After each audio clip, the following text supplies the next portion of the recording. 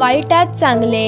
एक शिष्य आपल्या गुरुकडून एक आठवड्याची सुट्टी घेऊन आपल्या गावी जात होता। मग गावी पायी जावे लागे। जाताना वाटेत एक विहीर दिसली। शिष्याला तहान लागली म्हणून त्याने विहिरीतून पाणी घेतले आणि घसा ओला केला। विहिरीचे पाणी अतिशय गोड आणि थंड असल्याने शिष्याला विलक्षण समाधान मिळाले। शिष्याने विचार केला, गुरुजींसाठीही इथेच पाणी का घेऊ नये। तो मुसळ भरून परत आश्रमाच्या दिशेने निघाला।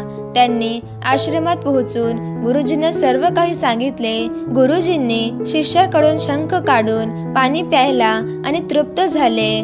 तो शिष्याला म्हणाला, खरोखर पाणी गंगेच्या पाण्यासारखे आहे। शिष्य आनंदी झाला। गुरुजींची अशी स्तुती ऐकून शिष्य परवानगी घेऊन आपल्या गावी गेला।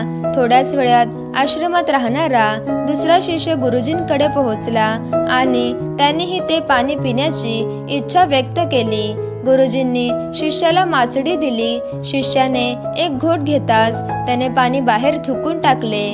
शिष्य म्हणाला, गुरुजी, या पाण्यात कडूपणा आहे आणि हे पाणी थंडही नाही।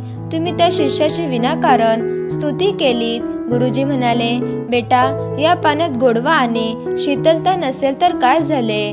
ज्याने ते आणले त्याच्या मनात आहे। त्या शिष्याने पाणी प्यायले असते तेव्हा त्याच्या मनात माझ्याबद्दल प्रेम उत्पन्न झाले असते। हे महत्त्वाचे आहे। तुझ्यासारखं मलाही या मुसक्याचं पाणी आवडलं नाही, पण हे बोलून मला त्याचे मन दुखवायचे नव्हते। कदाचित मशाकात पाणी भरले की थंड होते आणि मशाक स्वच्छ न केल्यावर हे पाणी इथे येताना तसेच राहिले नाही, पण आणणाऱ्याचे प्रेम कमी होत नाही का? तर मित्रांनो, जर तुम्हाला गोष्ट आवडली असेल तर गोष्ट लाईक करा आणि चॅनलला सबस्क्राईब करा।